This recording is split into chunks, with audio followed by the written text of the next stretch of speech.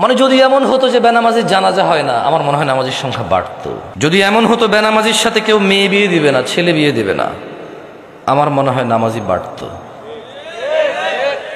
যদি এমন হতো বেনামাজির সাক্ষী গ্রহণ করা হবে না, কি গ্রহণ করা হবে না, যদি এমন হতো যে বেনামাজি ছেলে তার নামাজি বাবার সম্পদের অধিকার পাবে না, তাইলে মনে হয় নামাজি বাড়তো। এগুলো আমি বলিনি, এগুলো মুহাম্মদ সাল্লাল্লাহু আলাইহি সাল্লাম বলছে। বেনামাজি বেওয়ারিশ থাকে, কারো ওয়ারাসাত পায় না। বেনামাজি কি পায় না? নামাজির ওয়ারাসাত পায় না, পৈতৃক সম্পত্তি পায় না। যে ছেলে নামাজ পড়ে না তার বাপের সে পৈতৃক সম্পত্তি পায় না, ইসলামে সে পায় না। সে মারা গেলে তার জানাজার নামাজ হয় না।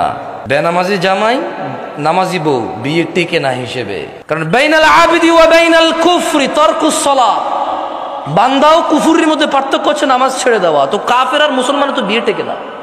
বাইনাল আবদি ওয়া বাইনাশ শিরকি ওয়াল কুফর তারকুস সালাহ, বান্দা শিরিক আর কুফরির মধ্যে পার্থক্য হচ্ছে নামাজ ত্যাগ করা। তো বেনামাজি নামাজি যদি বউ জামাই হয়, টিকবে না, তো থাকবে না এই সংসার। খুব সিম্পল লজিক।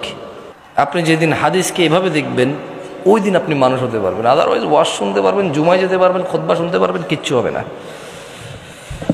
আর আমার মতো লোকজন নিয়ে এসে, আমার থেকে উন্নত লোকজন নিয়ে এসে কতক্ষণ নিজের এলাকা